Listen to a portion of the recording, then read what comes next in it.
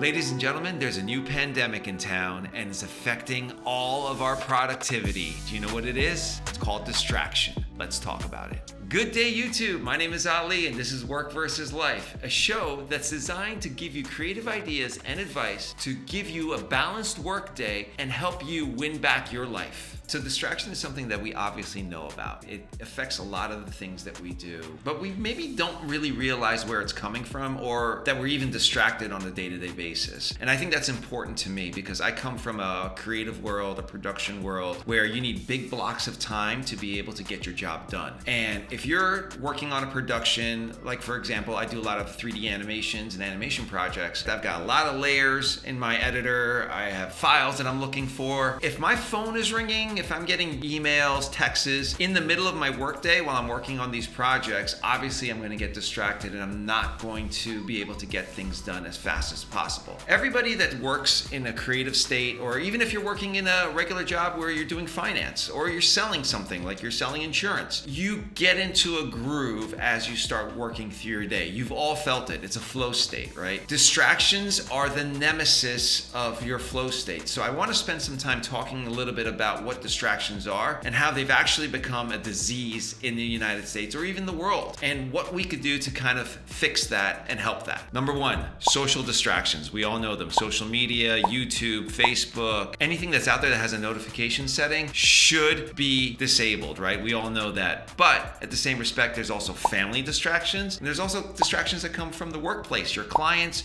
co-workers, all these people that either need information from you or need you to deliver something for them are going to distract you on a regular basis. So I want to talk a little bit about managing those. The low-hanging fruit is always going to be shutting off notifications. However, shutting off notifications is not feasible in a world where everybody's expecting to reach you. So I think the biggest point that I can say with notifications is take care of all the important burning information that people need first. Meaning that if you need to get in touch with your clients, get in touch with them first thing in the morning. Hit every one of your communication points with your clients that you need to get. Don't wait until 12 o'clock in the afternoon. Don't wait until the middle of the day. First thing in the morning, run down your list of communications and then shut off your notification. The second type of distraction is going to be family distractions. Now, your family loves you. They have access points where they can get in touch with you. They know when you're not going to be busy at work. They know everything about you. They know how to find you. What we want to do is we want to set boundaries with our family and let them know that there are specific times during the day when they should not be able to contact you because you're in work mode, right? I'm not saying that you poo-poo your family and say, psst,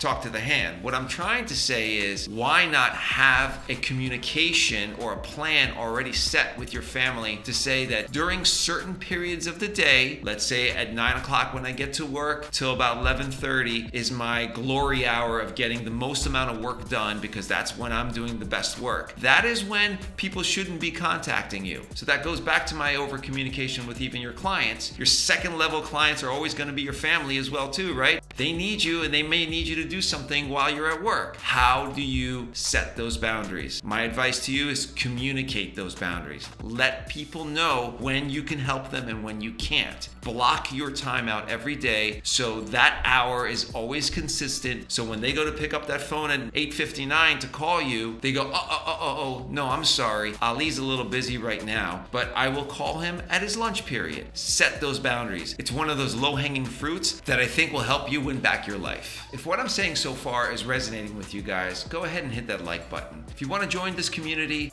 go ahead and hit that subscribe button. And if you want, leave a comment below on the stuff you want to hear about, and I'm going to write content just for you. So clients make our world go around. We can't live with them, we can't live without them, but the most important thing is to understand that there are times when the client's schedule is different than your schedule. If a client needs something from you, they may email you at 7 o'clock in the morning, and that may be the first thing you see in your inbox, and that could set your entire day into a tailspin because that 20-minute task that your client asks you to do at 7 o'clock in the morning may not be a priority. So you need to be real with yourself and ask yourself where the priorities are. And I think that is the number one game when it comes to over communication. So if your client is asking you for something at 7 o'clock in the morning, more than likely it's something that came to mind when they went to bed last night and they wanted to get it off their plate and give it to you. So it doesn't mean that it necessarily needs to get done that second. Acknowledge to your client that you received that information and you're ready to go with it, but you'll need some time to take care of that and get get that into your priority list. So in the beginning of the video, I talked a little bit about the disease state of distraction, and I was serious about that. It's not your typical disease. You don't get it from a virus. It happens over time from bad habits. What people don't understand is when you're tired, when you're under stress, when you're angry, when you're sad, whatever emotions you're feeling, that's when you go to your distractions. And distractions can be anything. It could be your phone, it could be friends, it could be going out and partying, it could be anything. I want you guys to identify off the bat what 3 things are your biggest distractions. Don't do anything about them, just identify them. Is it social media? A group of friends that keep you out late at night? That TV show that keeps you up? Food? Identify those things, and we'll talk about it a little bit more on this channel. If you want to cure yourself from distractions and build upon what I'm talking about today,